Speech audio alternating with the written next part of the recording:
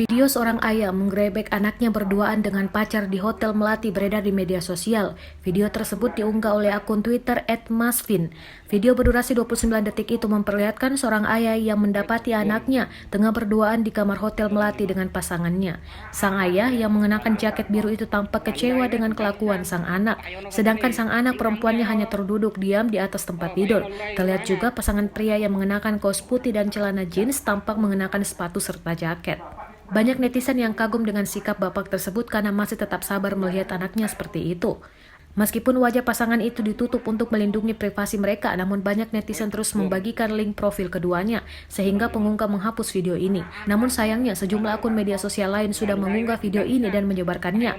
Belum diketahui di mana insiden ini terjadi. Namun jika dilihat dari percakapan perekam dan ayah dari pasangan tersebut, mereka mengaku berasal dari Parakan, Meragen. Ternyata dolanan di hotel ini. Masya Allah, kowe percuma nek tak sholat. Rukoe dobong nang kono. Masih orang di Mas. Paraan ora, Gen. Meranggen. Tak tahun Wah, lurahe wae diundang pisan. Pak Yono kon rene. Kowe lurahmu ya ono to? Oh, Pak Yono lurah anyar. engko main nang kono. Wis gowo nang kono.